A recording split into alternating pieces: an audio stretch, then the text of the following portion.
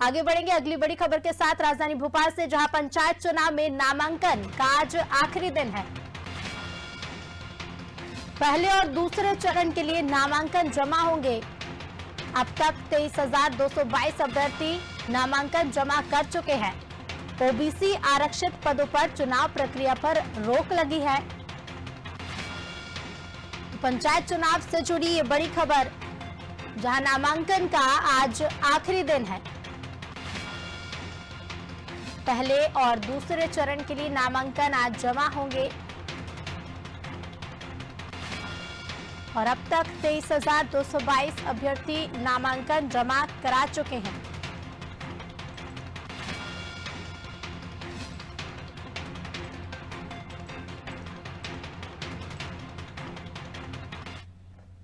और ज्यादा जानकारी के साथ हमारे सहयोगी दुष्यंत हमारे साथ लगातार बने हुए। दुष्यंत जी, पंचायत चुनाव में नामांकन जमा करने का आज आखिरी दिन है। एक बड़ी संख्या में 23,222 अभ्यर्थी अभी तक नामांकन जमा करा भी चुके हैं।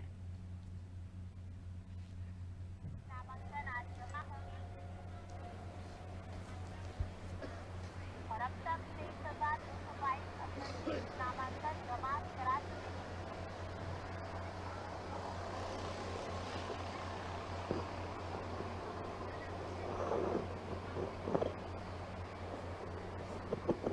ज्यादा जानकारी के साथ हमारे लगातार पंचायत चुनाव में नामांकन जमा करने का आज आखिरी दिन है।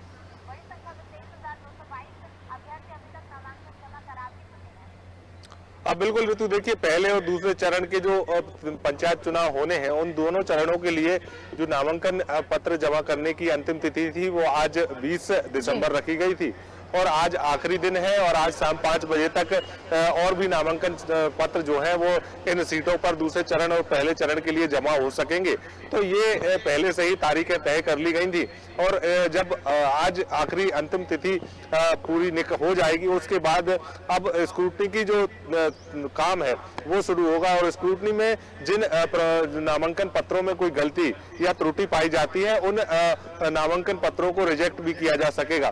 तो ऐसे में इन संख्या जो 23,222 कल तक पहुंची थी, तो वो अब आज और बढ़ेगी और उसके बाद जब स्क्रूटनी होगी तो इन नामांकन पत्रों की संख्या में कमी भी आएगी। तो ऐसे में जब जो प्रत्याशी है या जो चुनाव लड़ना चाहते हैं जो लोग, उन लोगों ने नामांकन पत्र तो जमा कर दिए हैं और पूरी प्रक्रिया लगातार की जा रही है। लेकिन जिस तरीके से अगर निर्वाचन आयोग की बात करें तो राज्य निर्वाचन आयोग इसी पसोपेश में है कि चुनाव किस तरीके से कराए जाए, क्योंकि देखिए ओबीसी आरक्षण का मुद्दा जो है वो लगातार परेशानी का सबब बना हुआ है। क्योंकि कोर्ट ने जिस तरीके का फैसला सुनाया था, जिस तरीके के आदेश जारी किए थे, उस आदेश के चलते कहीं ना कहीं राज्य निर्वाचन आयोग को इस बारे में जानकारी दी गई थी कि जो रोटेशन प्रक्रिया है वो पूरी तरीके से इस्तेमाल नहीं की गई और वो अगर नहीं की जाती है तो चुनाव कराना असंवैधानिक होगा। तो संवैधानिक तरीके से अगर चुनाव होते हैं तो वही कराए जाएं। तो ऐसे में अब राज्य निर्वाचन आयोग ने भी एक आदेश जारी सरकार को किया है कि जो तमाम सारी सीटें हैं उनको डिनोटिफाइड करें और उसके बाद राज्य निर्वाचन आयोग को सूचित करें।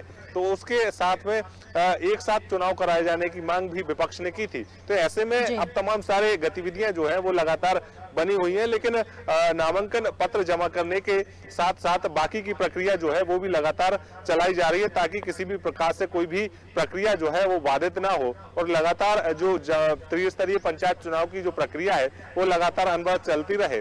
क्योंकि देखिए जनवरी में 2 चरणों के चुनाव होने हैं और उसको लेकर पहले से ही नामांकन पत्र अब जो जमा कराए गए हैं। हालांकि अभी ओबीसी वर्ग के लिए जो आरक्षित पद थे उन सीटों पर चुनाव के लिए रोक लगाई गई है, लेकिन बाकी सीटों पर जो देखिए हजारों की संख्या में नामांकन जो पत्र है वो दाखिल किए गए हैं और आज आखिरी तारीख है। तो आज भी दिन भर इसी तरीके का माहौल जो है अलग अलग इलाकों में देखने को मिलेगा। तो अब देखना ये होगा कि जो बड़ी संख्या में नामांकन पत्र दाखिल किए गए हैं, तो इस प्रक्रिया के चलते कहीं ना कहीं जब डिनोटिफाइड होगा या चुनाव एक साथ होंगे या फिर अलग अलग चुनाव होंगे, इस पर जो विचार है वो राज्य निर्वाचन आयोग करेगा। लेकिन ये जरूर है कि अभी प्रक्रिया जारी है और चुनाव किसी भी प्रकार से कोई भी कैंसिल नहीं हुए। जी बिल्कुल दुष्यंत जी, आप बने रहिए, आपके पास फिर लौटेंगे। तो नामांकन का आज आखिरी दिन है और अभी तक 23,222 अभ्यर्थी नामांकन अपना दर्ज करा चुके हैं। पहले और दूसरे चरण के लिए ये नामांकन दर्ज कराए जा रहे हैं।